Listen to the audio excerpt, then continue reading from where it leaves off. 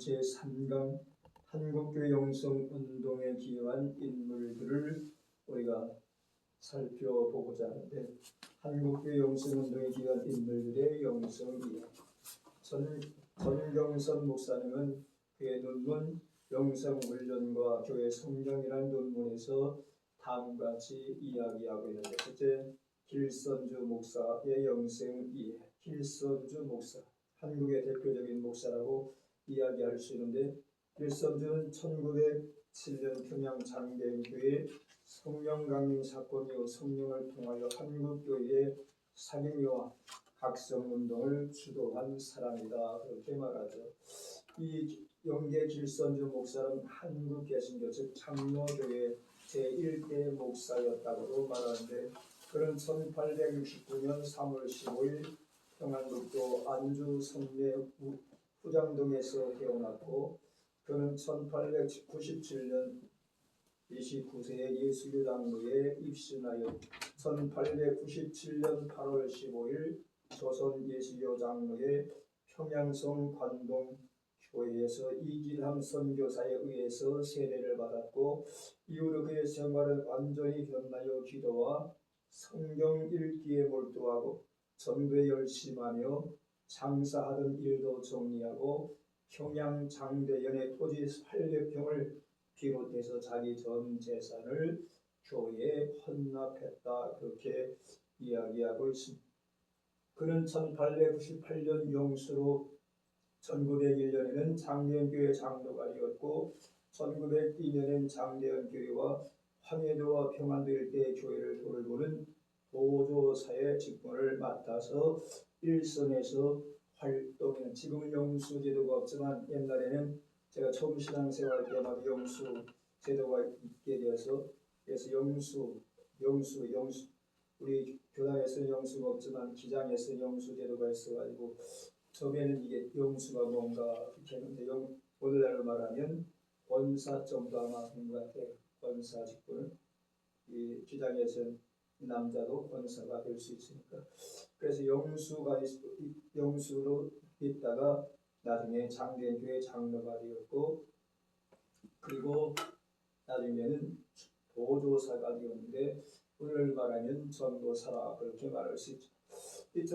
그래서 1903년에는 평양 장로교 신학교에 입학했고, 1907년 6월에 졸업하고 9월 17일 서경조, 함석진, 김진서, 양전백, 방기창, 이기풍과 함께 최초의 목사 안수를 받았다. 그래서 한국의 최초의 목사가 누구냐? 서경조, 함석진, 김진서, 양진백, 방기창, 이기풍과 함께 최초로 길선주 목사가 안수를 받았다. 그래서 평양 최초의 교회인 장대연교회 목사로 심우하게 된 길선주는 교회와 노예를 조직 강화하는 한편 전국 부흥운동에 나서게 큰 역할을 하게 되어지는데, 그는 1907년 대부흥운동 때 1935년 11월 26일 평서노예 사경의 마지막 날 새벽 기도에 쓰러질 때까지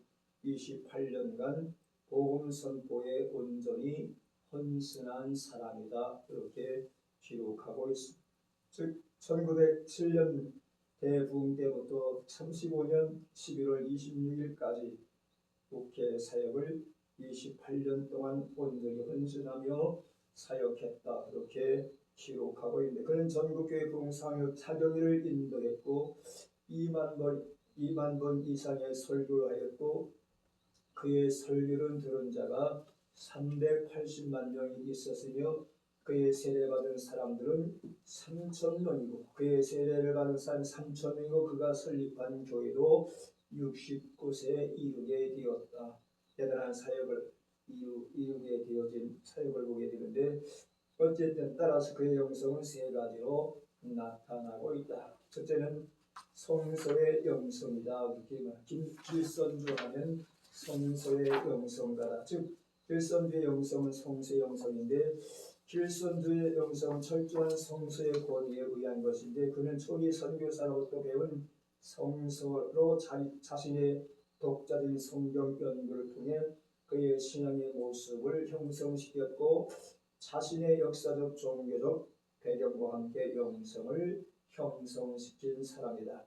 그가 인도하는 부흥사는 항상 성경 공부가 주축을 이루었으며 절대적으로 성서의 권위가 강조되며 성서 통독을 강조했고 대사경이 중사경이 소사경이 가정 성경 공부 등을 개설하여 성경 공부를 신앙생활의 중요한 요소의 하나로 가르쳤다. 그래서 과거에는 부흥성이 하면 심령대 부흥성이 있지만 사경이라고 하는 이름 아래 사경이라고 하는 주제 아래 이제 성경을 강의하고 성경을 공부하는 그러한 시간들을 교회에서 갖게 되어지는, 그래서 사경 집회라 그렇게 타이틀을 붙이는 그러한 경우도 있게 된 이 분이 바로 부흥상의 핵심이 뭐냐, 주로 성경 공부가 주축을 이루었은즉 오늘 말하면 사경이다 그렇게 말하죠. 길선주 목사의 부흥에는 그러므로 사경을 중심으로 부흥사 자신이 철저한 회개와 성경 중심의 온전한 부흥 사경회를 이끌었으며 많은 사람들이 그리스도에게 돌아온 역사를 일으켰고 꺼져가는 등불 같은 한국 민족에게 새 희망과 용기를 주면서 영적 부흥을 가져오게 되었다. 길선주 목사가 평양, 서울, 의주, 신천, 광주 등에서 일으킨 부흥운동은 주로 성경을 가르치는 사경의 형태로 진행되었고 사경의 내용은 성신의 도리를 가르침으로 성신의 감동을 받아 중생을 지엄케 한 것과 말세약을 가르침으로 민중에게 새하늘과 새 땅에 대한 메시아적 희망을 고취시킨 것이다. 오늘 말하면 종말 은혜에 대하여 많이 이야기하고 그것을 통해서 새하늘과 새 땅을 바라보는 희망을 갖게 했다 그렇게 말하지. 그래서 1910년 일제 무단 통치하에 한국교회 부흥운동을 주도하던 하며 한국교회 민중에게 묵시론을 중심하여 역사 발전의 해방 열방을 고취시켰다. 일제 치하에서 실험하고 있는 민중들에게, 백성들에게 해방에 대한 꿈을 키우게 만들었다 그렇게 말하죠.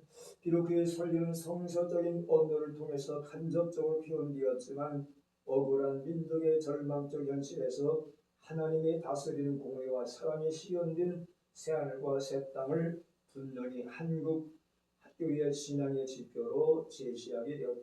그의 설교의 주제였던 말세학에서 그는 묵시적 천년 왕국의 지상적 실현을 강력히 말했고, 길선주 목사는 민족이 전 암울한 상황 속에서 한국 민중에게 영적인 미래와 희망을 주는 말세를 중심한 보수적 부흥신학으로 민족 형식을 그의 구원론에 수용하려고 했다. 1907년 정회에서 일어난 대부흥운동 사경에서 많이 다뤄진 성경 텍스트는 고린도서 12장 은사장이라고 말하는 이 은사에 대하여 요한일서에 있었던 것을 많이 가르치면서 거기에서 교회 공동체의 계명을 강조했고 형제 호부를 용서하는 사랑을 체험하게 함으로써 교회의 화해적 정신을 강조하게 되었다. 요한일서에서는 네가 보이는 바 형제를 사랑하지 못하면서 보이지 않는 하나님을 사랑한다고 하는 것은 거짓말하는 것이라고 말한 것처럼, 그래서 사랑을 중요시 여기고 사랑하면서 사랑은 형제 허다한 허물을 덮어주는 것이라, 서로 용서하고 서로 화해하고 하나 될 것을 당부하고 있는 것을 보게 되죠. 그리고 고린도서 12장에서 은사장으로 나타나는데 은사는 여러 가지나 성령은 같고 그렇게 말하면서 성령 안에서 한 은사를 받은 자로서 하나의 공동체를 잘 이루어야 된다고 하는 것을 가르치고 있게 되어지죠. 이처럼 길선주 목사의 영성은 성서의 바탕으로 한 성서적 영성일 뿐만 아니라 그의 영성은 기도의 영성이다. 그래서 길선주는 기도의 사람이다 그렇게도 말하는데, 그는 새벽 5시, 밤 10시를 일정한 시간을 정해놓고 기도하면서 수시로 명상 시간을 가졌다. 그래서 길선주 목사의 기도 시간은 새벽 5시고 저녁 10시라고 그렇게 말하죠.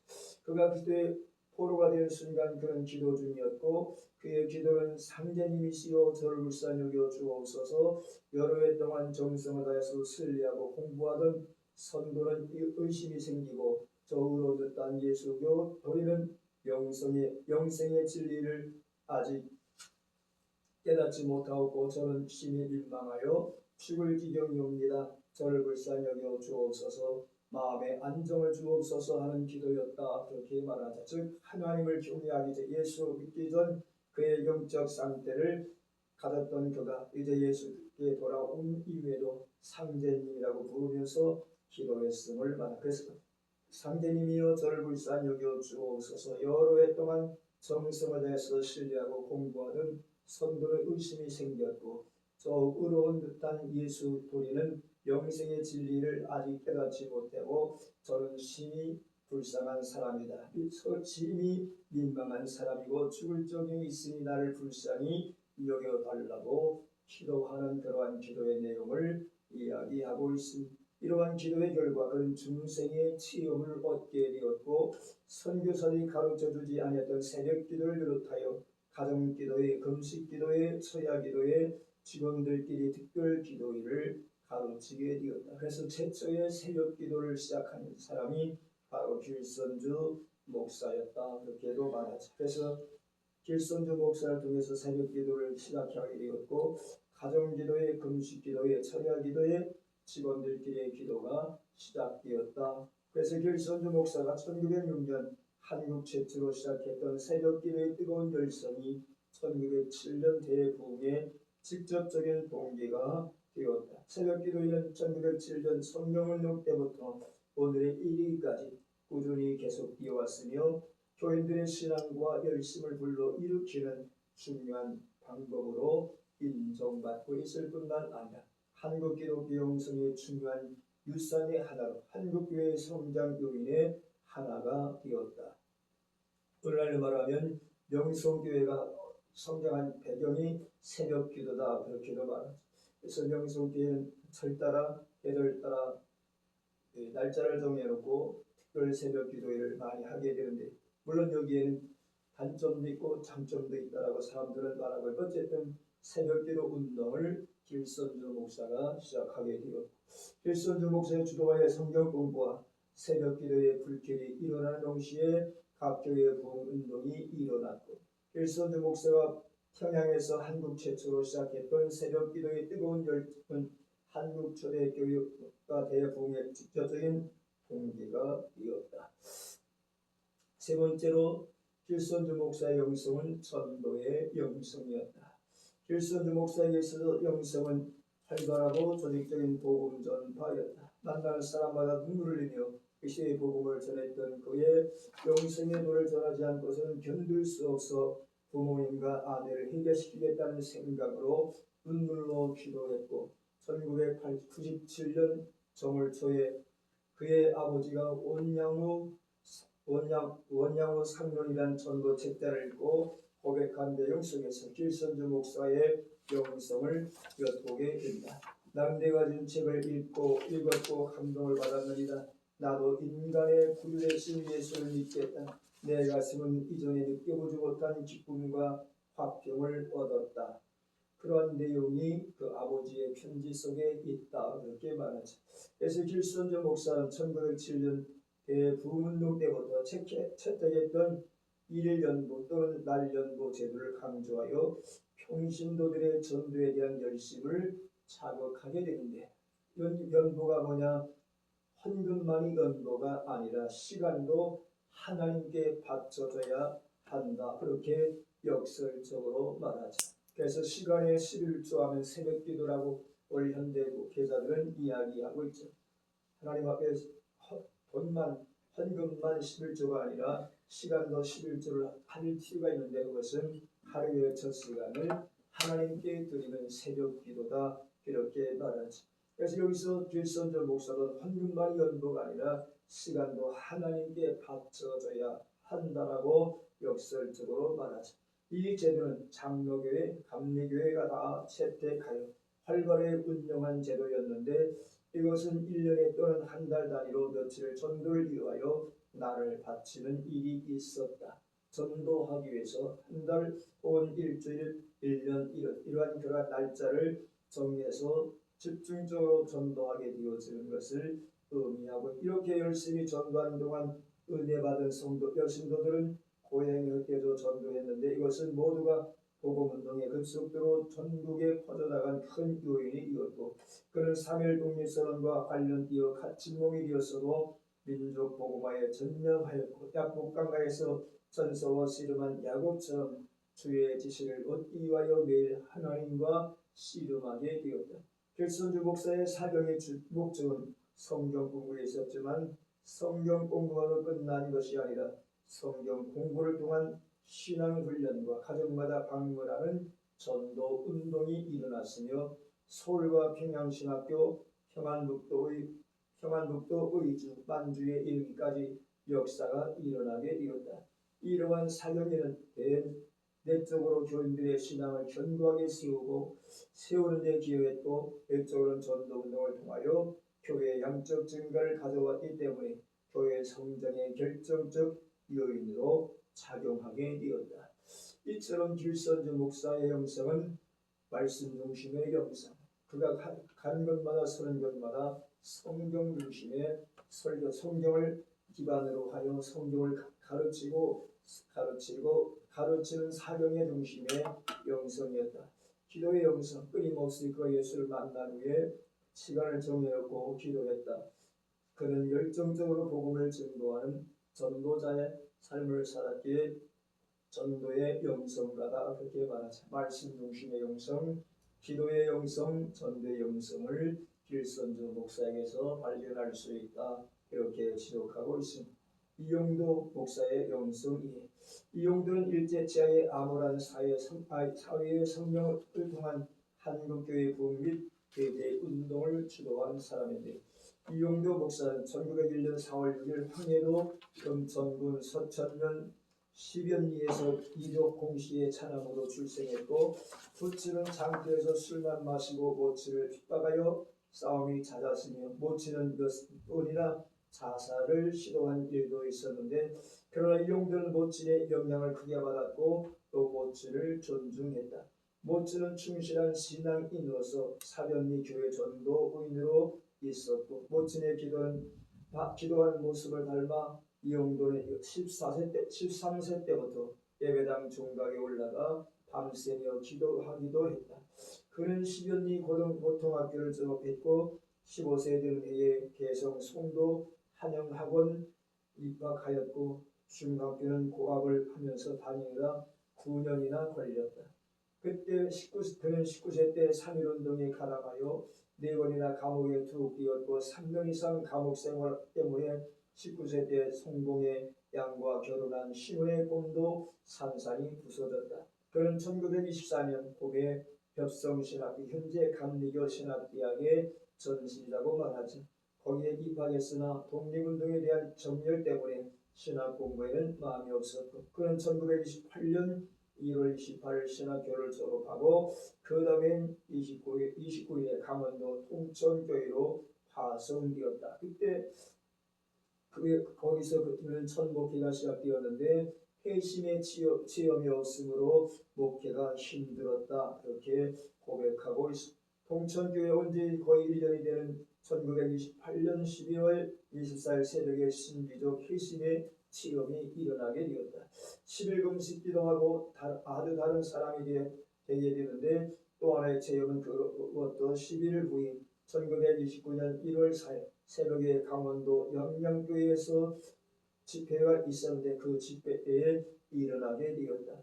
이런 연속적으로 2번에 걸쳐 일어났던 그의 체험이 그 이후에 시작되었던 그의 부흥운동의 원동력이 되었는데 따라서 그의 인상적 부흥운동 기간은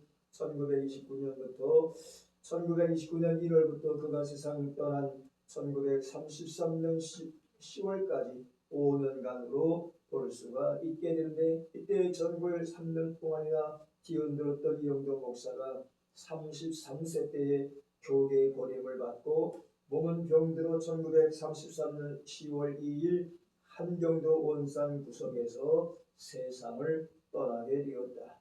33살에 교계에서 버림을 받았고 마침내 병든 몸을 이끌고 이제 한경두본산 구석에서 세상을 떠나게 되었고, 그가 자기를 광야의 소리라고 이제 외치게 되었다고 말하죠. 광야의 소리가 되게 해달라고 하나님께 기도했다라고 전제하고, 광야의 소리가 되어 잠자는 교회를 깨우기에 용기와 활력을 불어넣으려고 했던 사람이다, 그렇게 말하죠. 그는 세 가지를 계속해서 외쳤는데, 그것은 회개와 기도와 사랑.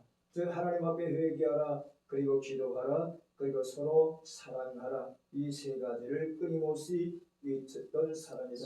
이 세 가지를 주려고 외치다가 죽었고, 그렇게 살다가 죽었던 것이며, 이 용도의 신비의 영성 세 가지로 나타날 수 있다고 말하고 있는데, 그것은 고난의 영성이다. 이용도 목사의 영성은 고난의 영성이다. 협성신학교를 졸업한 이용도는 지하철에서 가슴 깊이 새겨진 고난 받으신 그리스도의 모습에 따라 감격과 열정으로 전국의 전도 여행을 다니면서 교파에 구별 없이 부흥회를 인도했던 저명한 부흥사이기도 했다. 그는 평생 사치하지 않고 양복 안 입고 두루마기에 고무신을 신고 다녔다. 그는 사진도 찍지 않았다, 이렇게 말하지. 옛날에 목사들 가운데는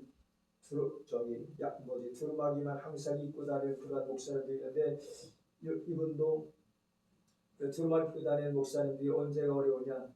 여름이라고 말하죠. 여름에. 그럼에도 불구하고 여름에도 양복 안 입고 두루마기 입고 다니면서 나는 목사다, 나는 목사다, 그랬던 우리 선배 목사님이 계시는데, 항상 여름에도 겨울에도 꼭 두루마기를 입고 다니면서 귀찮지 않느냐고 물어보면 목사이기 때문에 나는 그걸 입으면서 나는 목사다, 목사다. 모든 생활이 일거일터가 자제가 된다, 그렇게 이야기하시는 것을 들은 적이. 어쨌든 이분도 양복을 입지 않고 두루마기 입고 다녔고, 신은 고무신을 신고 다녔다. 그리고 사진도 찍지 않았다. 즉 사치를 부리지 않았다, 이렇게 말하죠. 그러나 그가 강대에 나서면 열변 절변으로 땀을 흘렸고, 원고 없는 설교를 7시간 계속 하기도 했고, 목이 쉬어 소리가 안 나오면 강단에서 손수건만 흔들고 서 있어도 교인들은 열광했다. 얼마나 능력이 많고 영감이 충만하면 설교도 하지 아니하고 손수건만 흔들어도 교인들이 은혜를 받고 거기에 감동을 받아서 열광하게 되었을까 하는 생각을 해보는데, 근데 오랫동안 설교하는 사람들의 모습을 이렇게 보면 반복된 언어가 자주 나오게 되죠. 옛날에 어떤 목사님이 청주에 와서 새벽까지 저녁 7시 몇 분에 시작해갖고 아침 새벽까지 끌고 가는데 계속해서 돌리는 거야.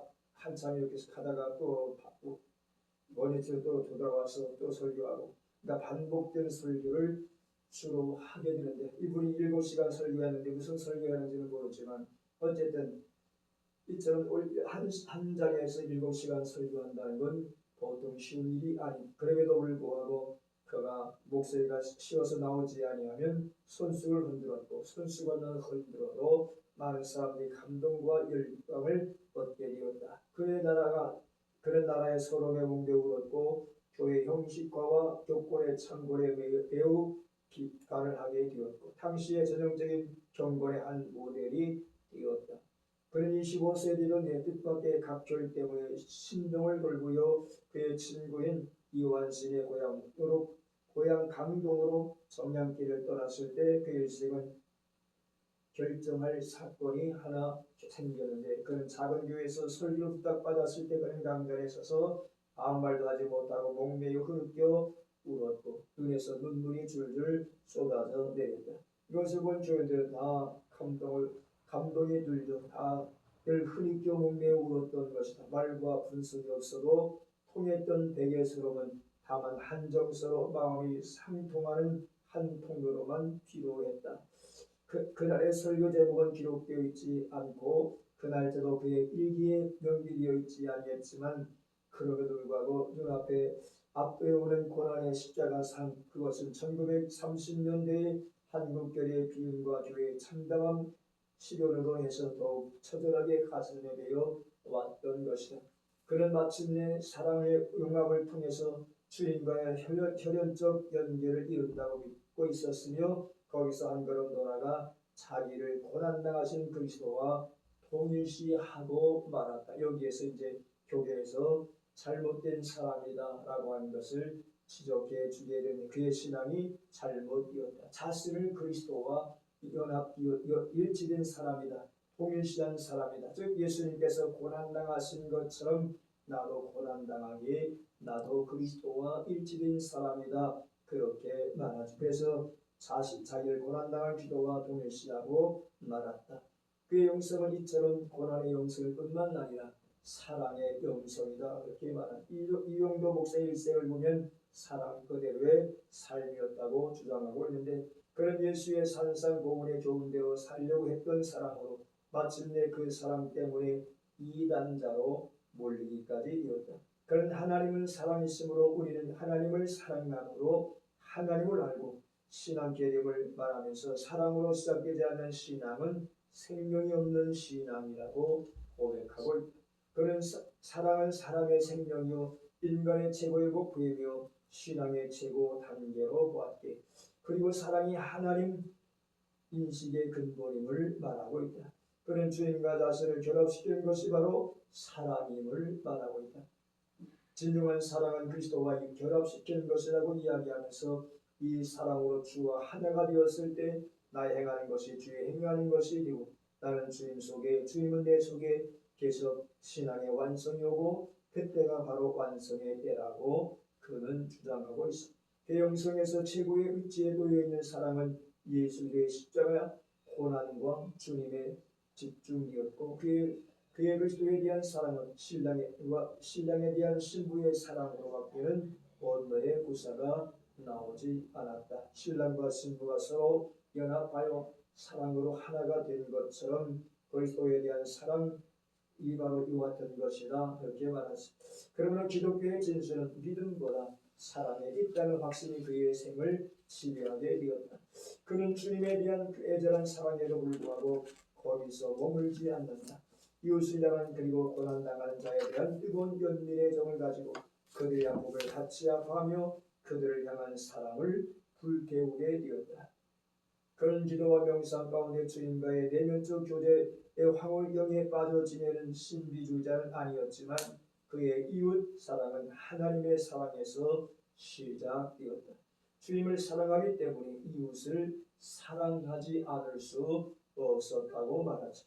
그는 그리스도의 사랑의 종이었고 그 영생의 그리스도의 닮음에 구체적으로 사랑의 중심이 있음을 보게 된다. 여기서 그의 사랑의 대상인 예수 그리스도가 그의 전 삶의 중심에 자리하게 되었다.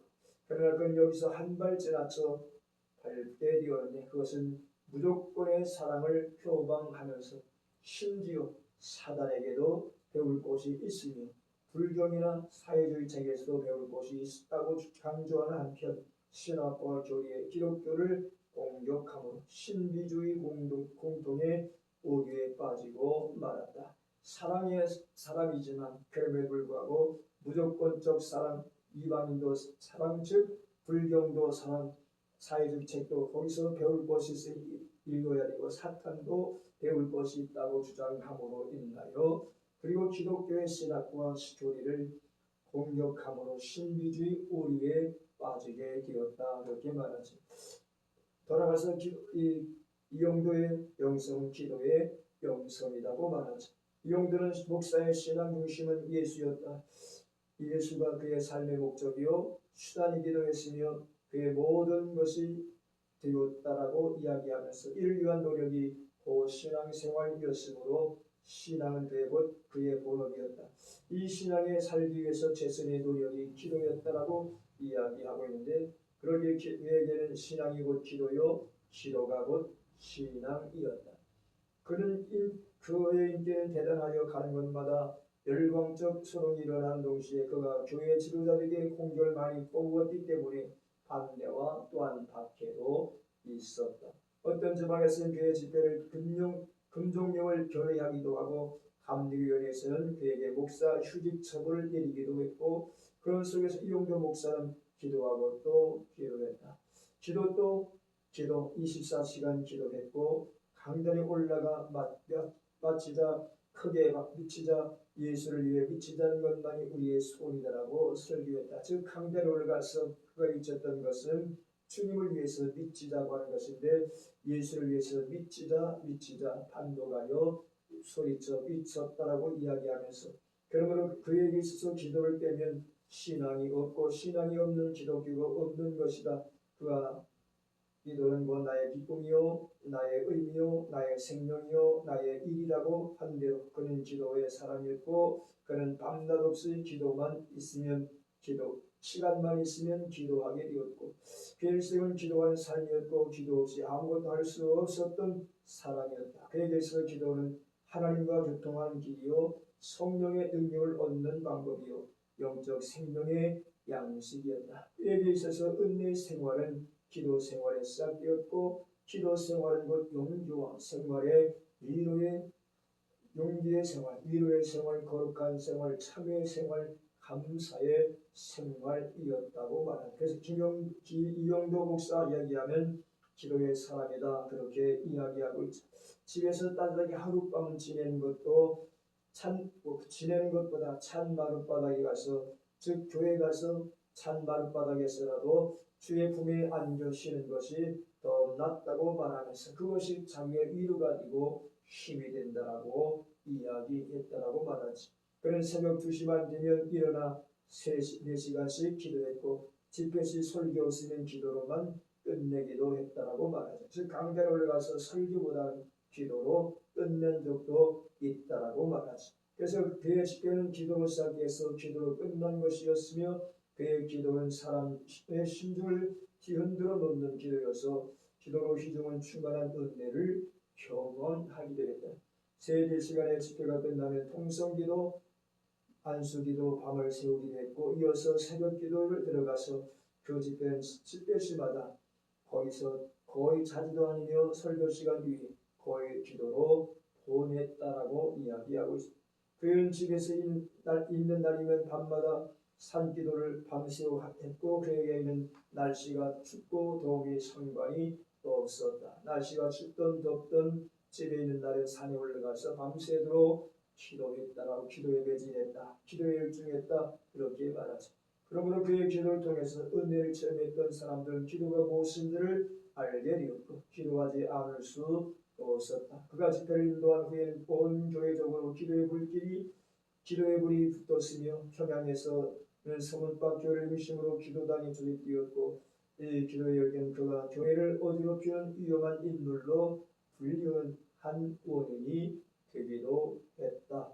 드디어 1932년 평양노회에서 조용히 기도하고 떠들지 말 것을 무인가 단체를 해산할 것 등 기도 제안을 가결하는데 이르게 되었다. 하도 이제 기회를 통해서 교회가 시끄러워지고 영적 이런 이제 무질서하게 되니까 노회에서 이러한 것들을 처리하게 되어지는데 그래서 기도단체를 제안할 것을 가결한 그러한 것을 보게 돼서 마침내 1933년 감리교에서 휴직 처벌을 받은 이용들은 얼마 후 해주에서 여러 교인들의 도를 맞고 원산에 가서 치유하다가 지병인 폐환으로 인하여 파란만장한 일생을 마감하게 되었다.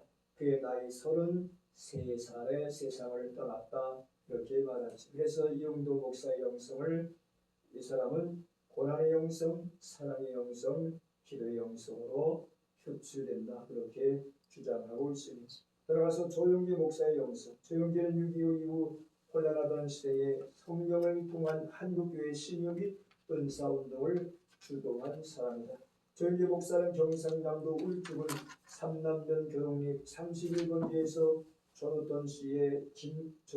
조두천 씨와 김복선 씨의 5남 4녀 중 장남으로 1936년 2월 14일 태어났으며 하나님과 역경에서 생활한 농부의 아들이었고 조용기는 언양초등학교를 거쳐 부산 동래중학교를 졸업하고 부산 공업고등학교에 입학했으나 폐병으로 휴학했다가 한남고등학교를 졸업했고 순동신학교와 국민대학 법학과를 졸업했고 조용기의 예수를 믿게 된 동기는 1956년 고학생 시절 어느 날 가정교사로 아이를 가르치고 있는데 목에서 피가 넘어오기 시작하여 엑스레이를 찍어보았더니 폐가 완전히 뚫렸고 맹장염과 신장염까지 겹쳐서 도저히 제기 불가능이라고 한 사형 선고를 받게 되었다. 이때 젊은 조영기는 삶을 진영하고 죽는 날만을 바라보고 있는데 어느 처녀 여신도가 열심히 예수를 믿을 것을 권유하자 그의 성에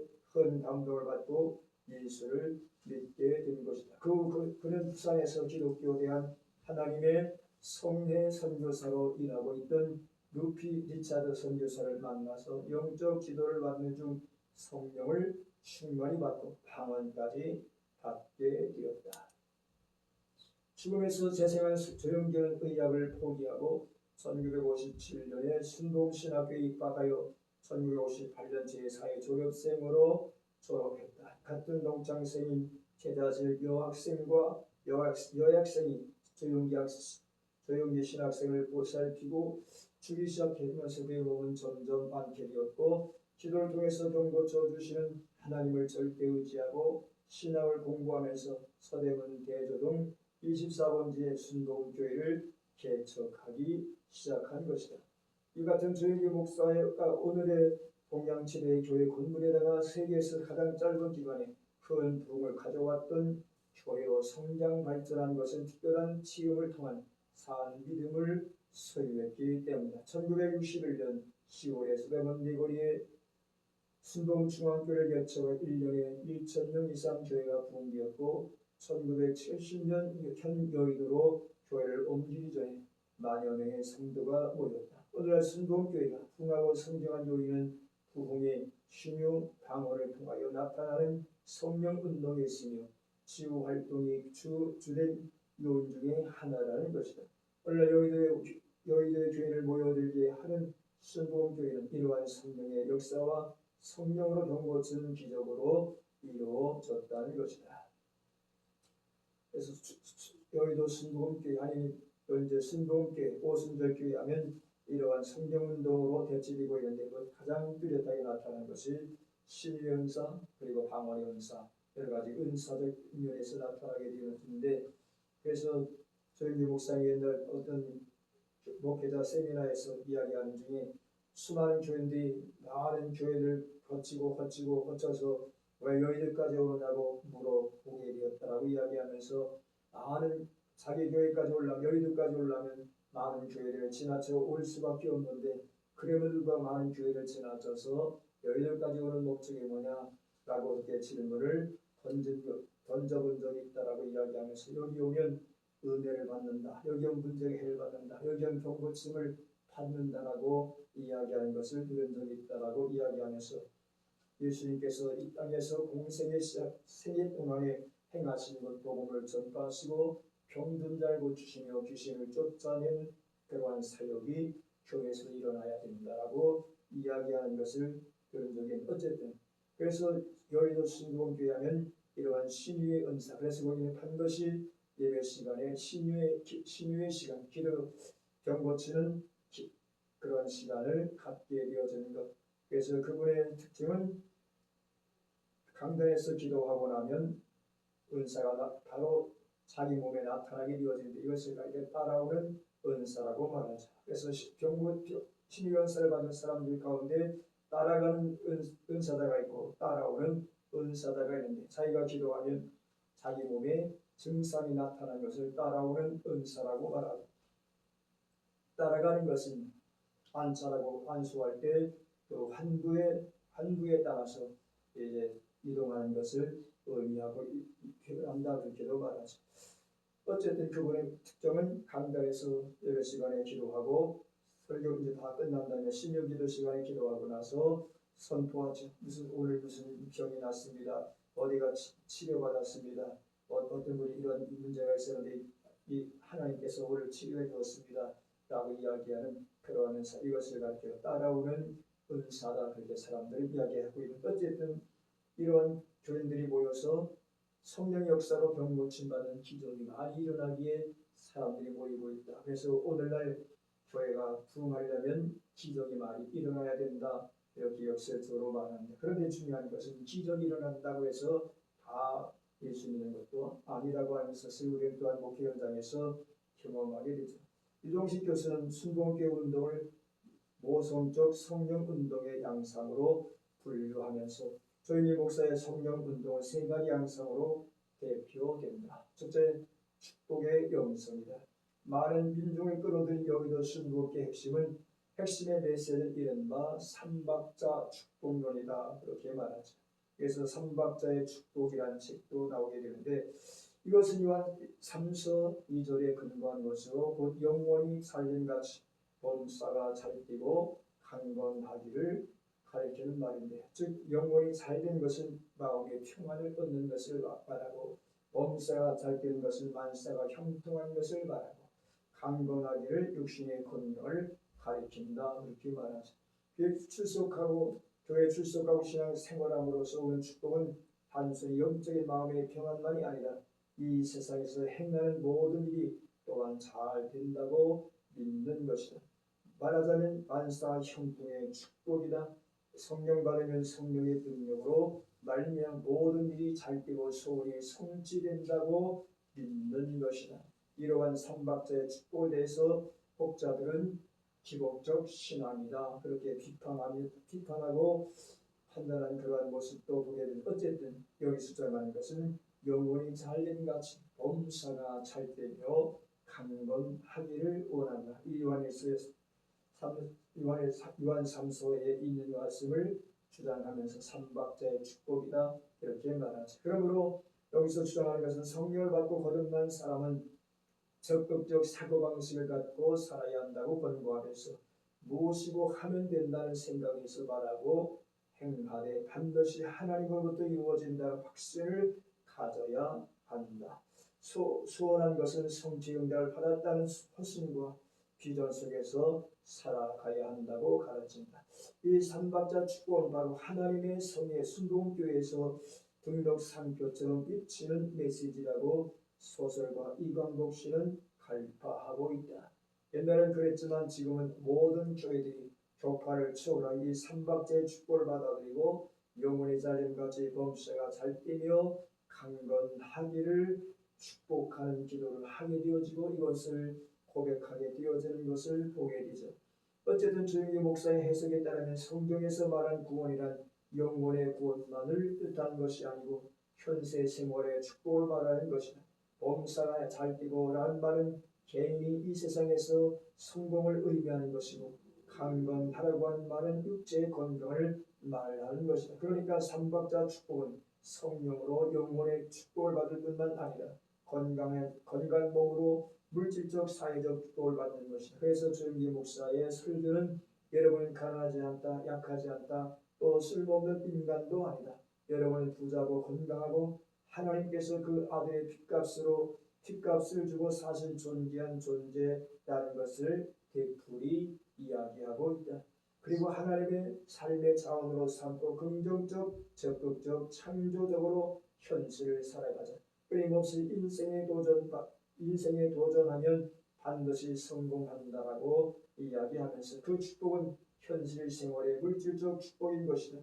삼박자 축복은 소외된 민중들에게 희망을 주어 힘을 얻고 괴로운 현실 생활 속에 부딪히게 한다. 그러므로 종교적 축복이란 바로 현실에 있어서의 육체적 건강과 물질적 성공을 말한다고 가르치고 있다. 따라서 왜 축복을 위하여 종교를 믿는 것이다. 이 축복을 얻기 위하여 약한 자들은 부르짖으면서 기도하고, 그렇다면 순복음교회 신도들의 기도가 샤머니즘에서 기도와 다를 것이 무엇인가? 그 형태뿐만 아니라 내용도 동일한 것이 아닌가 하고 소설가 이광복은 질문을 제기하고 있다. 즉 우리가 여기 순복음교회에서 이야기하고 있는 간구한 것, 이방인들의 기구와 샤머즘에서 말한 기구와 무엇이 다르냐, 그렇게 질문을 던지고 성령 받은 교회 교인들이 무속에 바라는 현세적이고 세력적이고 이득과 축복을 위하여 제 굿이나 병굿을 안 하는 대신 눈물을 흘리며 기도하는 것이 그 신학적 구조 면에서는 동일한 형태일 뿐이다. 이렇게 주장하고 있습니다. 다시 말해서 뜻하는 것 빼고서는 이방인과 즉 샤머니즘과 다를 바가 무엇이냐고 질문을 던지게 되어진 것을 보죠. 그러므로 기독교 신앙의 기본 목적이 무속신앙 형태와 다른 것이 무엇인가? 개인의 건강과 세속적 복리를 갈구한 것이 그 전부인가? 예수가 이 세상에 오셔서 해방의 복음을 전파하는 것이 개인이 잘 살게 하기 위한 것이고, 잘 산다는 것이 육신의 건강과 부귀 다남이란 극히 세속적인 축복을 위한 것이 전부인가? 기독교 기본 정신은 축복에 있는 것이 아니라 하나님의 뜻이 하늘에서처럼 이 땅에서 이루어지도록 힘쓰는 데 있는 것이다.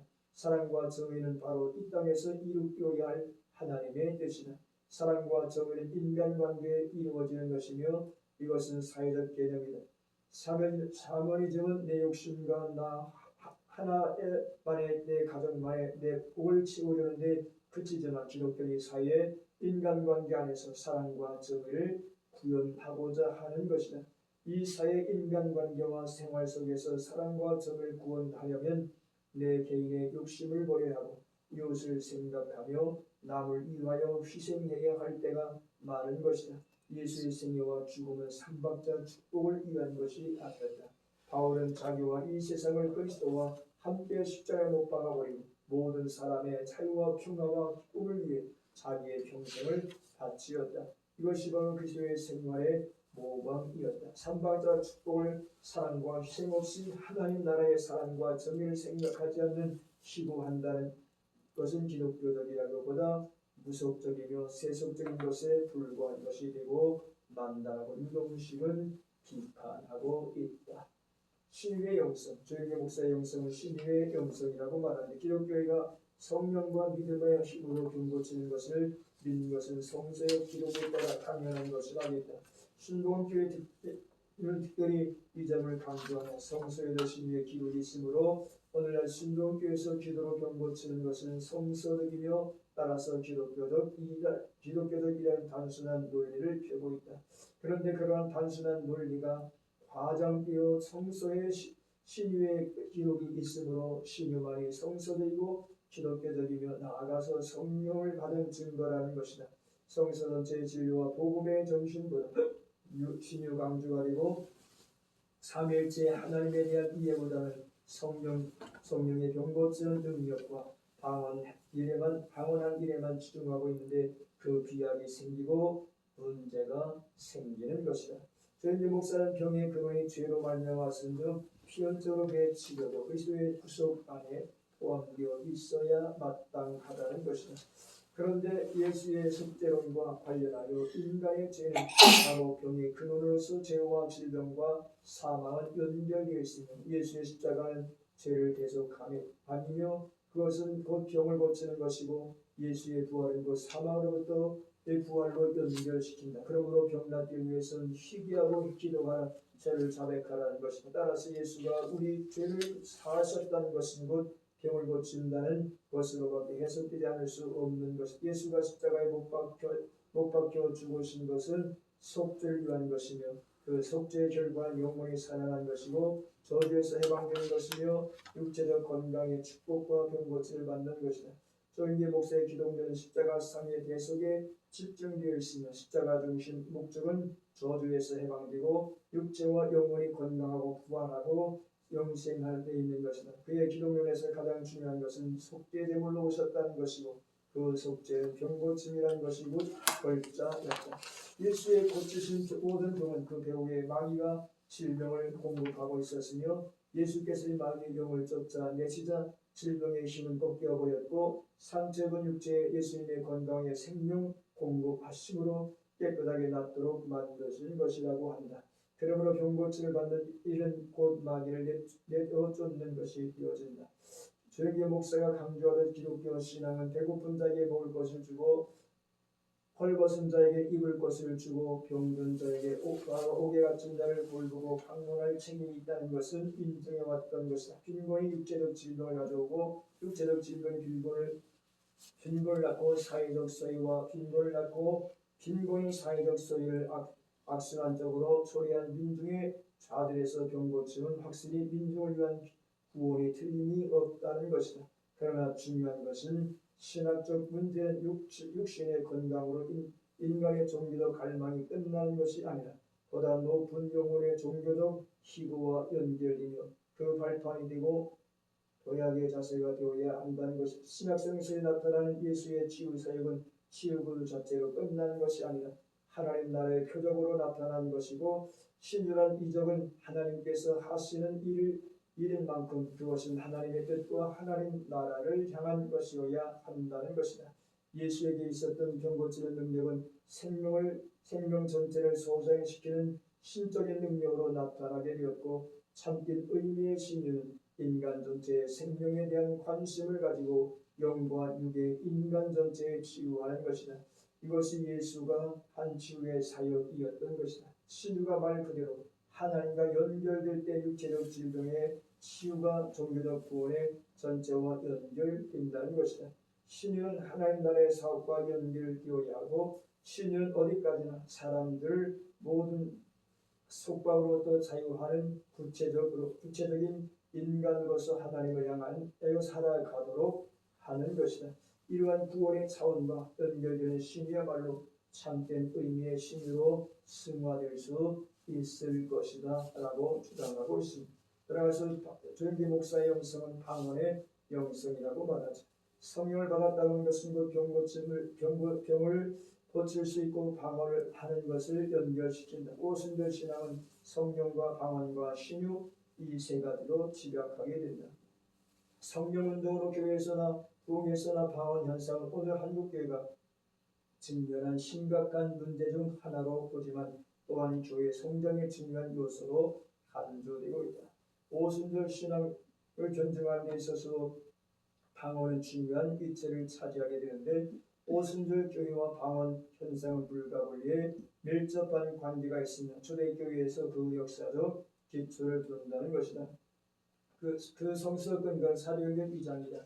오늘날 오순절날이 이름에 그리다 같이 한 곳에 모였더니 우연히 하늘로부터 급하고 강한 바람 같은 소리가 있어 그들이 앉은 온 집에 가득하며 마치 불의 혈처럼 갈라지는 것들이 그들에게 보여 각 사람에게 하나씩 임하여 있더니 그들이 다 성령의 충만함을 받고 성령이 말하게 하심을 따라 다른 언어들로 말하기 시작하니라. 그때 경건한 유대인들이 천하 각국으로부터 와서 예루살렘에 머물러 있더니 이 소리가 남에 큰 무리가 모여 각각 자기의 방언으로 제자들이 말하는 것을 듣고 소동하여 다 놀라 신기하게 여겨 이르되 보라 이 말하는 사람들이 갈릴리 사람이 아니냐.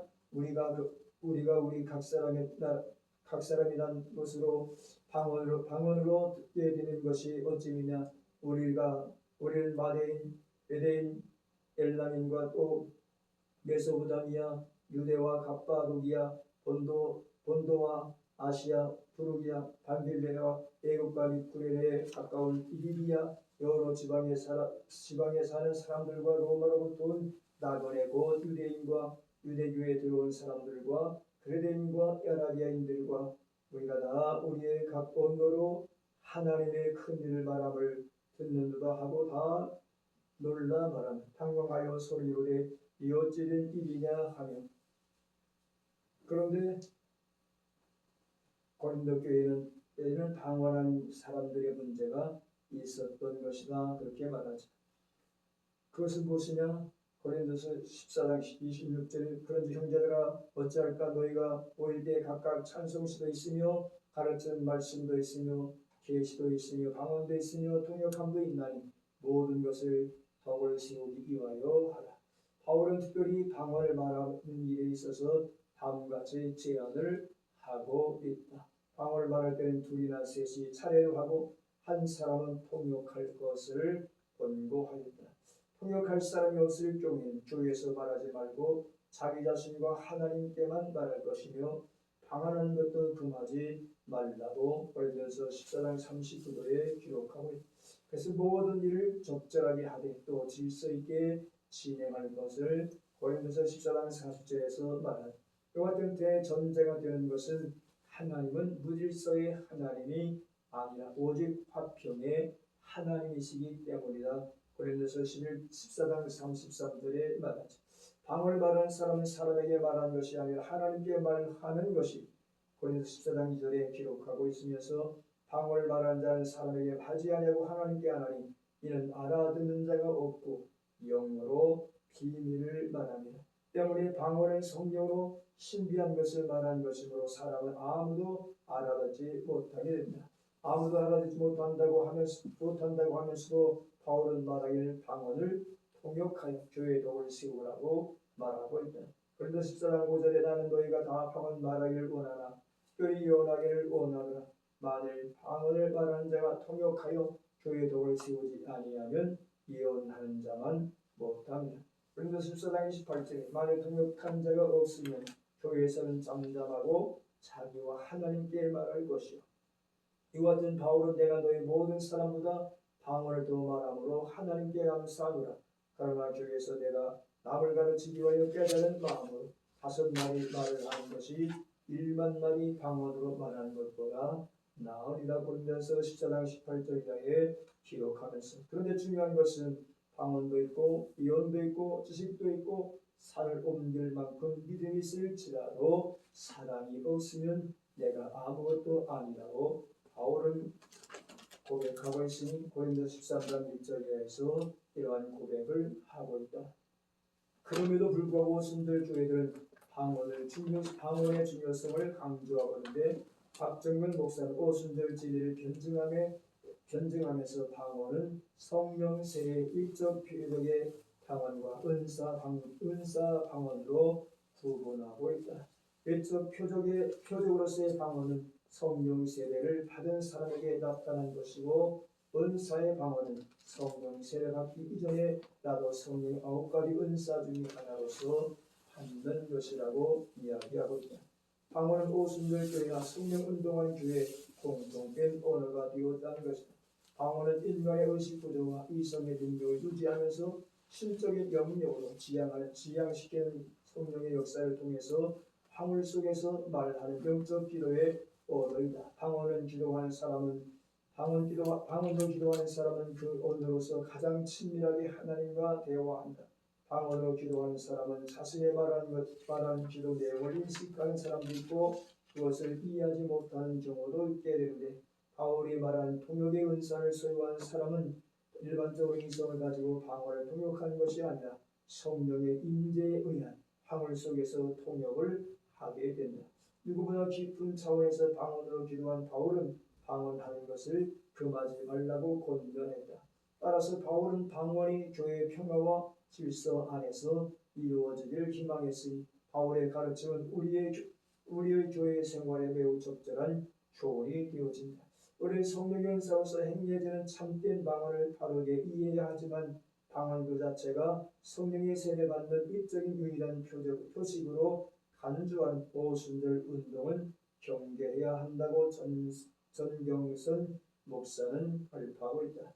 성령의 경험한 요한 웨슬리도 방언을 하지 못했고 방언 자체가 성령의 은사를 드러내는 유일한 표식이라고 강조함으로써 교회가 분열되는 기도를 초래하게 된다. 즉 웨슬리 목사도 위대한 신학자요 교단을 창립한 사람이었지만 그는 방언하지 못했다라고 하는 것이 역사적 사실이다. 그러기에 여기서 말하는 것은 꼭 성령 충만의 표적으로 방언이 나타나고 방언을 한다. 그러한 것은 오류가 있지 않느냐 그렇게 말하죠. 그래서 여기서 웨슬리도 방언을 하지 못한 것은 역사의 사실이라고 방언 자체가 성령 은사를 드리는 유일한 표식이라고 강조하는 것은 교회의 분열을 가져오는 비극적 현실이다. 그래서 은혜 운동하는 어떤 교회에서는 방언하는 사람은 성령 받은 사람, 방언 못하는 사람은 성령 받지 못하는 사람이다. 이렇게 함으로 교회가 분열되어지고 나누게 되어지며 교회가 공동체가 손상 있게 되어지는 것도 보게 되는데 그러므로 여기서 말하는 것은 꼭 방언해야 성령 받았고 방언 못하면 성령 받지 못하는 것이다. 그런 등식의 표현은 삼가해야 된다. 잘못된 것이다. 그렇게 말하죠. 방언 자체도 사랑의 은사의 빛으로 새롭게 평가되고 인식되어야 하며 그렇지만 방언 자체를 성령의 은사가 아닌 것으로 부인한 진보적 신학의 평가도 비성서적이다. 방언은 믿음 생활에 활력을 불어넣고 깊은 기도할 수 있으며 영성의 근원에 접근하게 되는 통로로 작용할 수 있다는 점에서 그것을 신학적으로 바르게 이해되어야 합니다. 조영기 목사의 영성을 다시 요약하면 축복의 영성, 치유의 영성, 방언의 영성으로 표현되는데 이러한 영성을 오순절의 영성이라고 한다. 정원근 교수는 그가 겪은 영성 목회 21세기라는 책에서 오순절 영성에 대해서 다음과 같이 말하고 있다. 오순절 영성은 성령 세례를 강조한다. 즉 방언, 예언, 신유 같은 성령의 은사 체험과 성령 충만을 강조하는 영성이요 오순절 영성은 성령 중심적 영성이라고 말한다. 오늘날 오순절 교파는 가장 빠르게 성장한 기독교단으로 알려지고 있는데 이 운동은 무엇보다 성령 세례를 강조하고 있는 데 있다. 방언은 성령 세례의 첫 증거라고도 주장하는데 이렇게 방언을 강조하며 그것을 성령 세례의 증거를 강조하는데 이것이 오순절 영성 운동의 특징이다. 이 운동은 교회로 하여금 그동안 약화되었던 성령론, 즉 성령에 대한 깊은 관심을 회복하고 성령의 은사를 강조함으로써 기독교의 초자연적 측면을 회복시켰다는 점에서 기독교 역사에 공헌이 있다고 할 수 있다. 또한 이 운동을 통해서 성령을 체험한 사람들은 헌신에 대한 열정과 그리스도의 복음을 위해서 희생하려는 뜨거운 마음을 가지고 있다는 장점도 가지고 있다는 장점도 있다. 그러나 이 운동의 문제점은 몇 가지가 가지고 있다. 첫째, 오순절 운동은 사도행전 8장 16절 근거로 예수의 이름으로 세례받는 것과 성령 받는 사건인 성령 세례를 별개의 두 사건으로 보고 있는데 이것은 그리스도를 믿는 것과 성령을 받는 것을 일치시키는 성경의 내용에 부합되지 않는다. 둘째, 오순절 성령 운동은 방언을 지나치게 강조한 나머지 방언을 하지 못하는 자는 성령 받지 못하는 자라고 잘못된 인식을 가지고 있다. 오순절 성령 운동은 환상, 기적, 방언과 같은 초자연적 현상만을 성령의 은사로 생각하는 문제점이 있다. 넷째, 이 운동은 감정을 지나치게 강조함으로써 영성의 지적인 면을 소홀히 취급하는 약점이 있으며 사회적 변화에 관심을 덜 가짐으로써 저세상적인 세계관을 가질 위험이 있다고 이야기하면서 오순절 성령 운동의 장점과 단점을 우리는 잘 연구하여 바른 신학을 정립할 필요성이 있다고 본다고 성령에 대한 바른 이해가 필요하다고 이야기하고 있습니다. 그래서 옛날에 어떤 기장교회가 한 300명 정도 넘기지 못했던 그러한 교회였었는데 이번에 은혜 운동하는 어떤 목사님의 영향을 받고 교회에서 다시 어떤 기반이 잡힌 교회고 이제 조기한 교회였으니까 담임 목사가 변하여 성령 운동을 하고 난 이후에 교회가 성장해서 제도기는 800명 돌파했다 그렇게 이야기한 것. 항상 그 자리에 있던 교회가 성령 운동하고 난 이후에 은혜 운동하고 난 이후에 교회가 성장했다 이야기하는 모습도 어쨌든 교회는 사랑의 단체가 아니고 성령님의 지배 아래 있기 때문에 성령 운동하는 것, 은혜 운동하는 것도 필요한데 얻은 것이 참된 것이 올바른 것인지 우리는 말씀과 신학을 통해서 올바로 구분하고 바르게 이해될 필요성이 있음을 여기서 역설적으로 말하죠. 이동의 영성, 이동의 안디옥 교회 이동의 영성은 한마디로 표현하자면 어렵지만 대체로 세 가지로 요약될 수 있다고 본다. 선교, 봉사, 청빈의 영성이다. 안디옥 교회 깡통교회라고 일명 말하는 교회가 있는데 그 깡통교회 담임 목사였다가 이제 은퇴하신 분인데 이분의 영성을 세 가지로 이분을 주장하고 있는데 그것은 선교, 봉사, 청빈의 영성이다. 첫째로 선교의 영성. 이동에서 가장 두들겨 발견되는 영성은 선교의 영성이다. 안디옥 교회가 1983년 3월 27일 개척한 지 10년 만에 작년교회 2,000명, 주일학교 고등부 1,000명의 교인과 교회 대지 750평, 전북에서 제일 수적으로 교인이 많은 교회로 성장한 것은 한마디로 선교에 헌신한 교회 영성의 탓이라고도 돌릴 수 있다고 박용주 현조 부흥에 비교해서 이야기하고 있다. 그가 안디옥 교회 설립하게 된 동기와 목적도 신앙의 소신에 따라 선교에 전념하며 사도행전 13장에 기록된 안디옥 교회와 같은 온 세계의 복음을 전하는 선교사를 파송하기 위해서이다.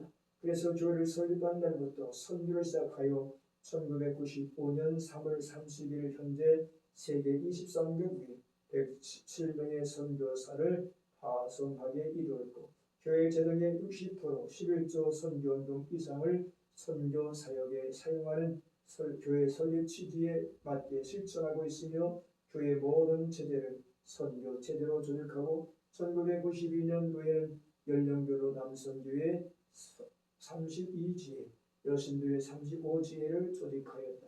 또한 1986년 3월 11일 바울 선교회를 조직하여 해외 선교와 특수 선교, 농어촌 선교를 지원하고 있다.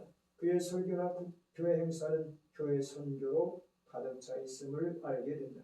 그는 선교를 위해 태어난 사람처럼 느낄 정도로 선교의 영성으로 뭉쳐진 사람인데 그는 오직 예수 그리스도의 복음 선교를 위해서 말하고 생각하며 행동하고 살고 있다. 그는 오늘도 선교의 열정에 사로잡혀 세계 방방곡곡을 뛰고 있다고 전경선 목사는 주장하고 있다. 둘째로 이동희 목사는 봉사의 영성이다. 안디옥 교회는 봉사의 영성으로 가득 찬 곳이다.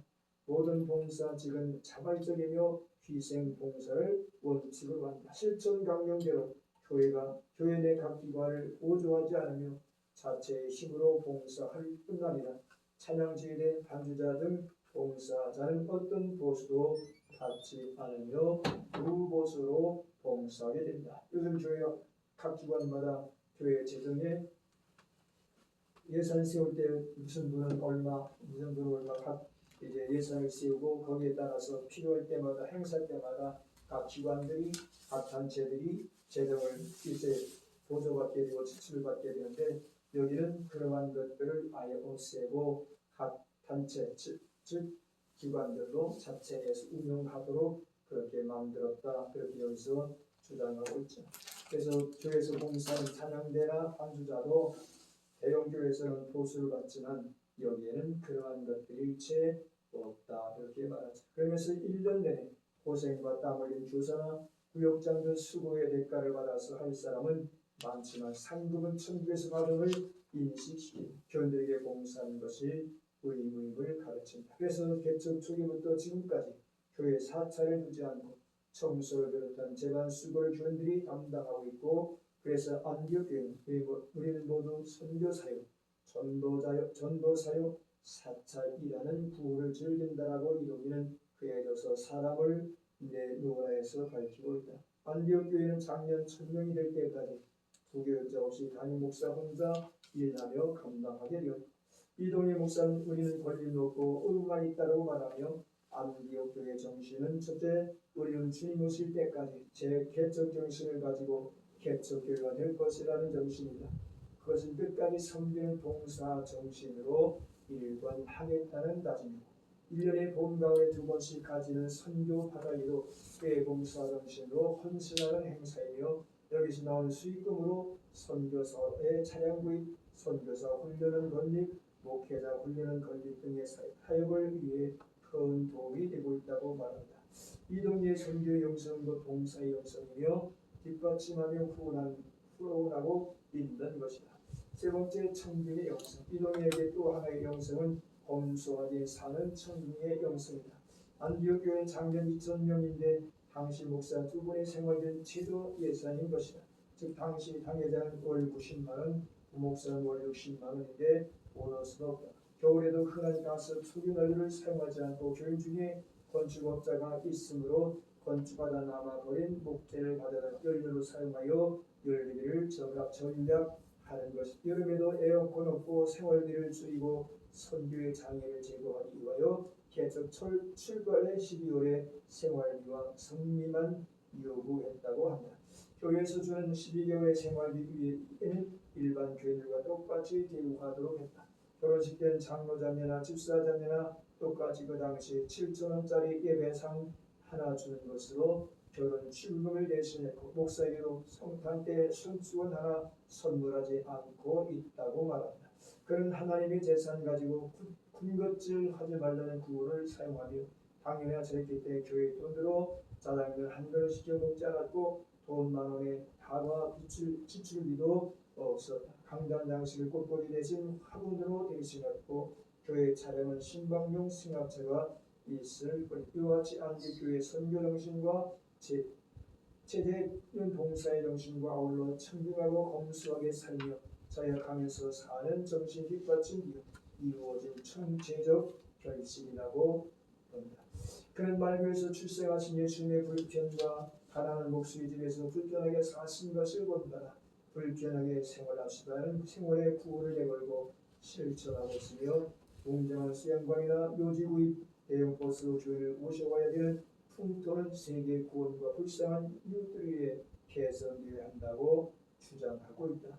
그는 청교의 영성으로 옷 입은 성자여 청중의 영성으로 옷 입은 성자여 성프란시스의 청중의 영성을 지닌 이 시대의 마지막 사도요 청중의 옷을 입고 사는 최후의 구도자임이 틀림없다.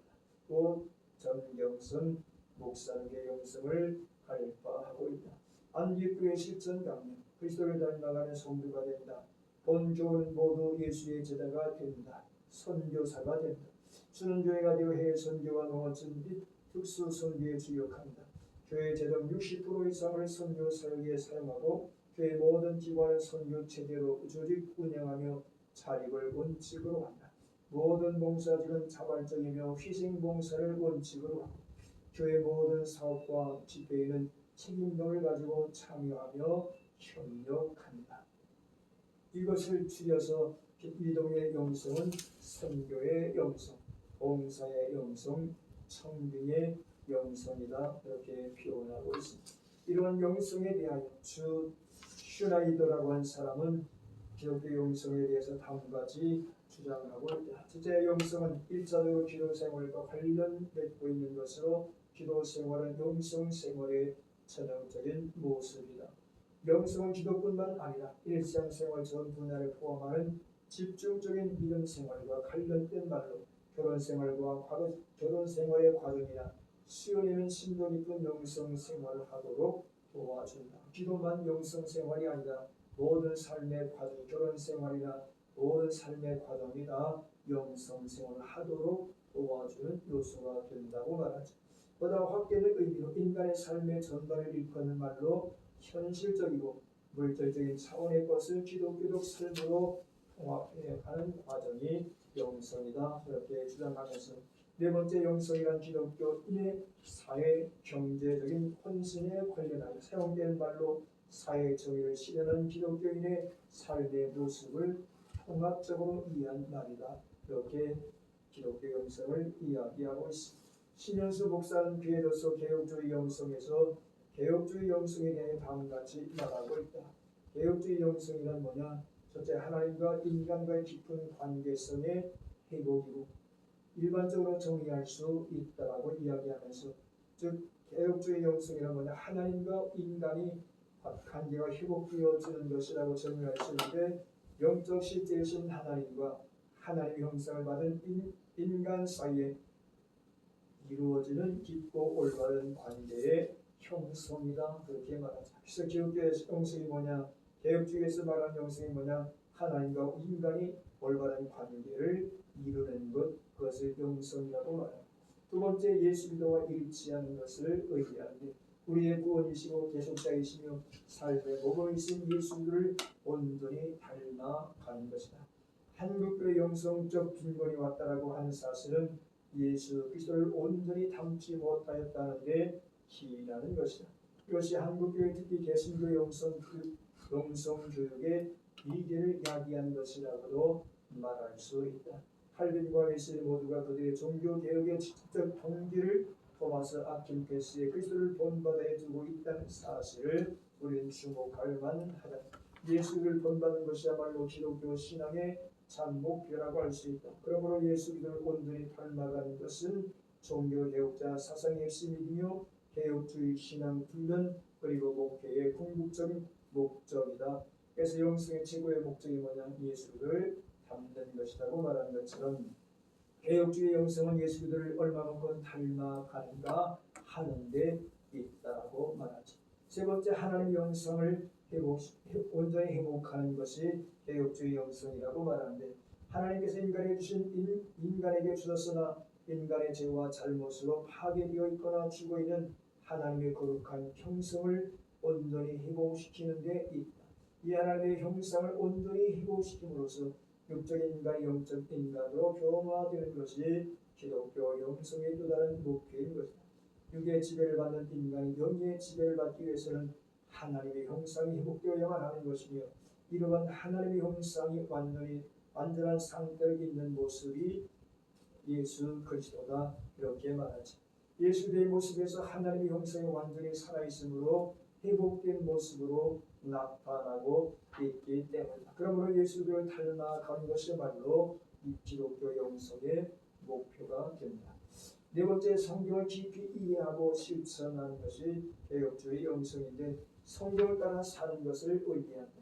하나님의 말씀을 따라 살도록 하는 것이 개혁주의 영성주의의 과제인 것이며, 개혁주의 영성이란 하나님 말씀대로 사는 것인데, 오늘의 현실 사회에서는 우리가 예수 그리스도의 삶처럼 사는 것이, 성경을 따라 사는 것이 율터가 말한 것처럼 성경 전체는 예수로 요약되어지기 때문이다, 이렇게 말하죠. 그래서 우리가 성경을 따라 사는 것, 이것이 바로 예수님을 따라 사는 것이, 예수님을 따라 사는 것, 성경을 따라 사는 것이 되어지는 것이다, 이렇게 말하죠.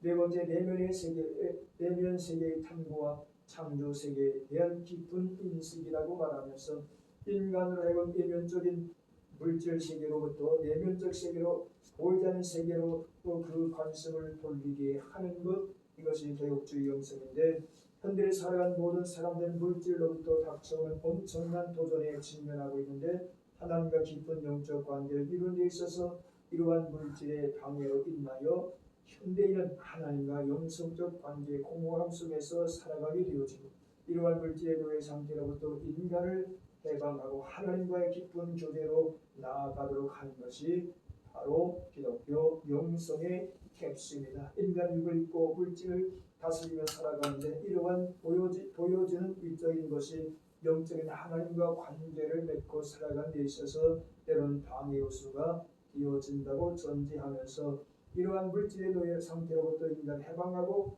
하나님과 깊은 교제로 나아가도록 하는 것이 바로 기독교 영성의 핵심이다. 이를 위한 가장 기본적인 것은 기도 생활이다, 이렇게 말하죠. 또한 창조 세계에 대한 새로운 발견이다. 영성은 인간으로 하여금 영적인 것으로 관심을 돌리게 함으로써 인간의 내면 세계를 탐구하게 하고, 이러한 영혼 깊은 곳을 향한 여행을 통해서 하나님을 만나게 한다. 또한 하나님이 창조하신 창조 세계에 대한 새로운 깨달음을 얻게 되어지고, 이것이 기독교 영성의 중요한 과제이다. 하나님이 창조한 세계에 대하여 올바로 알고 깨닫게 되어지는 것, 그래서 이것을 통해서 하나님께 나아간 하나님과 깊은 내면의 관계를 갖게 하는 것이 기독교 영성의 과제이기도 하는데, 14세기의 영국의 영성가는 하나님께서 창조하신 자연 속에 하나님의 신비의 아름다움이 나타난 것을 보았고, 이 자연을 하나님께 다가서는 매개체로 이해했다, 그렇게 말하죠. 따라서 기독교 영성은 그러므로 하나님이 창조하신 창조 세계에 대한 새로운 깊은 성찰을 얻게 되어진다.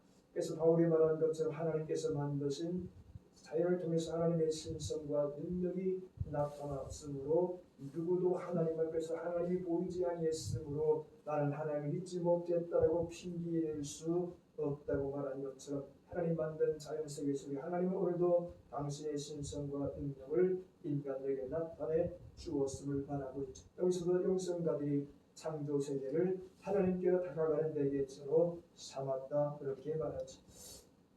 그러므로 기독교 영성은 하나님이 창조하신 창조세계에 대한 새로운 깊은 성찰을 갖게 하는 것입니다. 하나님께서 기뻐하시는 창조물을 봄으로써 우리는 하나님의 사랑을 더 깊이 깨달을 수 있다. 그러므로 개혁주의 영성이란 궁극적으로 우리의 신앙의 완성의 그 목표가 있는데, 이는 우리의 구원과 인간 자신의 완성이 그 목적이 있는 것이며, 하나님께 이 세상에 나를 보내신 창조의 목적을 이해하고 하나님 원하시는 목표에 도달하는 것이 영성의 목표인 것이다. 이것이 바로 구원의 완성이요 신앙의 완성이며, 또한 그리스도인의 삶과 인격의 완성을 의미한다고 신년수 목사는 그의 저서에서 가입하고 있음을 우리는 기억하게 되죠. 그래서 오늘 앞서간 미래의 사람들의 영성을 통해서 다시 한번 우리들의 자아를 살피면서 나의 영성의 자리가 어디에 있는지 우리는 돌아보는 기회가 되어야 할 줄로 압니다. 출석하겠습니다.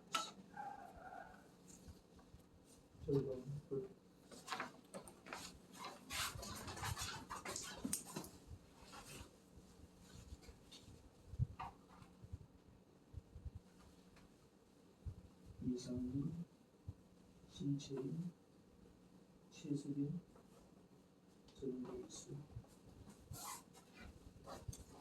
이예은, 이보은, 이예은, 이예은.